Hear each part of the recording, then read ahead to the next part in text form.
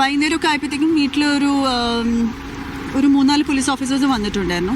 അപ്പോൾ Trivandrum city cyber police സ്റ്റേഷനിൽ നിന്നാണ് വരുന്നതെന്നാണ് പറഞ്ഞത്. അപ്പോൾ വന്ന് അവർ പറഞ്ഞതെന്ന് വെച്ചാൽ ലാപ്ടോപ്പൊക്കെ ഉണ്ടെങ്കിൽ കൂടെ എടുത്തോളൂ, കൂടെ വരണം എന്ന് പറഞ്ഞിട്ടുണ്ടായിരുന്നു. പക്ഷെ അവർ നമ്മുടെ വണ്ടിയിൽ തന്നെ വരാം, അവർ കൂടെ ഞങ്ങളുടെ വണ്ടിക്കകത്ത് ഒരു പോലീസ് ഓഫീസറും കയറിയിട്ട് എൻ്റെ വണ്ടിയിൽ ഞങ്ങൾ രണ്ടാളും കൂടിയാണ് വന്നത്. അപ്പോൾ ആദ്യം പറഞ്ഞത് തൈക്കാടുള്ള ഓഫീസിലേക്ക് കൊണ്ടുപോകുന്നതാണ്. പിന്നെ പകുതി വഴി വെച്ചിട്ട് അവർ പറഞ്ഞു അങ്ങോട്ട് പോകണ്ട, AR ക്യാമ്പിലേക്ക് പോകാൻ എന്നിട്ടാണ് പിന്നെ AR ക്യാമ്പിൽ കൊണ്ടുപോകുന്നത്. കേസിനെ പറ്റി നിങ്ങളോട് സംസാരിച്ചോ? അവർ പറയണത് AR ക്യാമ്പ് അവിടെ ചോദ്യം ചെയ്യലിന് FIR കൊടുത്തിട്ടുണ്ടായിരുന്നു. അപ്പോൾ അതിൽ പറഞ്ഞിരിക്കുന്നത് ഈ പെൺകുട്ടിയുടെ നെയിം ആൻഡ് ഐഡൻറ്റിറ്റി, പേരും ഐഡൻറ്റിറ്റിയും റിവീൽ ചെയ്തു എന്നുള്ളതാണ് പറയുന്നത്. പക്ഷെ അങ്ങനെ ഒരു സംഭവം ഉണ്ടായിട്ടില്ല. അത് നിങ്ങൾ എടുത്തു നോക്കിയാൽ മതി. ഒരു 12ഓളം വീഡിയോകൾ രാഹുൽ മാങ്കൂട്ടത്തെ പിന്തുണക്കുന്ന തരത്തിലും ഈ അതിജീവിതയെ വ്യാജ അതിജീവിത എന്ന അടക്കം പരാതി, അതൊക്കെയാണ് അടിസ്ഥാനത്തിലാണ് ഇന്ന് രാവിലെ പരാതി വരുന്നതും അത് വരുന്നതൊക്കെ. അല്ല, പക്ഷേ ഇതിലൊന്നും പേരും ഐഡന്റിറ്റിയും റിവീൽ ചെയ്തിട്ടില്ലല്ലോ. പറഞ്ഞിരിക്കുന്ന വകുപ്പ് അതാണല്ലോ. അതായത് ഒരാളെ നമുക്ക് എല്ലാവർക്കും നമ്മുടെ അഭിപ്രായങ്ങൾ ഉണ്ടാവില്ലേ.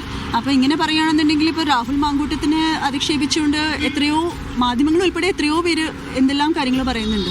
അപ്പം അതിലൊന്നും പ്രശ്നമില്ല. പക്ഷേ സ്ത്രീയെ പേര് പോലും പറയാതെ ഐഡന്റിറ്റി പോലും റിവീൽ ചെയ്യാതെ ആ പെൺകുട്ടി പറയുന്നത് കളവാണെന്ന് തുറന്നു വിളിച്ച് പറയുന്നതാണോ തെറ്റ്? ലൈംഗികാതിക്രമണത്തിന് ഇരയാകുന്ന ആളുകളുടെ അതിജീവിതയുടെ പേര് വെളിപ്പെടുത്തരുത്, അവിടെ സ്വകാര്യത വെളിപ്പെടുത്തുന്നത് നിയമത്തിന്റെ ഭാഗമാണ്. അത് ലംഘിക്കപ്പെട്ടു എന്നാണ് പരാതി. അതിന്റെ ഭാഗമായിട്ട് അതിജീവിതയുടെ ചിത്രങ്ങളൊക്കെ രാഹുൽ ഈശ്വറിന്റെ 12ഓളം വീഡിയോയുടെ ഭാഗമായിട്ട് വലിയ പ്രചരണങ്ങൾ അവർക്കെതിരെ നടക്കുന്നത് നിങ്ങൾ അറിയുന്നുണ്ടോ? അല്ല, ഈ പറയുന്നത് ശരിയാണ്. അതായത് ലൈംഗിക ആക്രമണത്തിന് ഇരയായ പെൺകുട്ടികളുടെ പേരോ ഐഡന്റിറ്റിയോ റിവീൽ ചെയ്യാൻ പാടില്ല, അതൊരിക്കലും പാടില്ല. അത് ചെയ്തിട്ടുമില്ല. അപ്പോൾ പിന്നെ എന്തിൻ്റെ അടിസ്ഥാനത്തിലാണ് എടുത്തിട്ടുള്ളത്? പിന്നെ പറയണത് ആ പെൺകുട്ടിയെ പിന്തുണയ്ക്കാതെ രാഹുൽ മാങ്കൂട്ടത്തിനെ പിന്തുണച്ചുകൊണ്ടുള്ള കാര്യങ്ങൾ വരുന്നുണ്ട്, പോസ്റ്റ് പുറത്തേക്ക് വരുന്നുണ്ട്. അതൊക്കെ ഒരു തെറ്റാണോ? അത് നമ്മുടെ അഭിപ്രായങ്ങൾ നമ്മൾ പറയല്ലേ. പക്ഷെ നിയമത്തിനെതിരായ എന്ത് കാര്യമാണ് അതിനകത്ത് ഉണ്ടാവുന്നത്? അഭിപ്രായത്തിന് അപ്പുറത്തേക്ക് ഒരു അധിക്ഷേപത്തിലേക്കും ഇവരുടെ ഐഡന്റിറ്റി വെളിപ്പെടുത്തുന്ന തരത്തിലേക്കൊക്കെ എന്നാണ് ആ പെൺകുട്ടി തന്നെ പരാതി നൽകുന്നത്. ഈ ഫോൺ അടക്കം ഡിജിറ്റൽ രേഖകളടക്കം പിടിച്ചെടുത്തു എന്നുള്ള വിവരങ്ങൾ വരുന്നുണ്ട്. അതിനെക്കുറിച്ച് ആരുടെ? രാഹുലിൻ്റെയോ?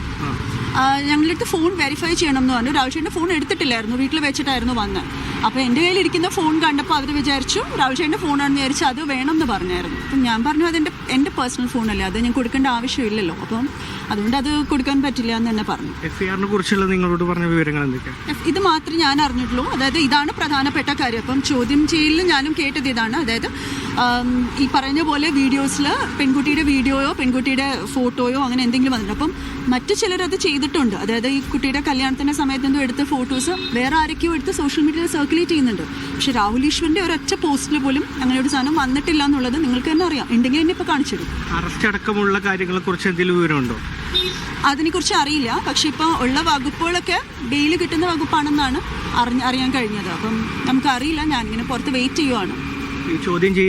അകത്ത് ചോദ്യം ചെയ്യാണ് ഇപ്പോഴും. അപ്പം എന്താണെന്ന് അറിയാൻ വേറെ മാർഗമില്ലാത്തതുകൊണ്ട് ഞാൻ പുറത്തേക്ക് വെയിറ്റ് ചെയ്യാം. എത്ര സമയത്താണ്, ഏത് മണിക്കാണ് കസ്റ്റഡിയിൽ എടുത്തത്? അതിന്റെ നടപടി എങ്ങനെയായിരുന്നു? ഒരു 4:30 കൂടിയൊക്കെയാണ് വീട്ടിൽ വന്നത്.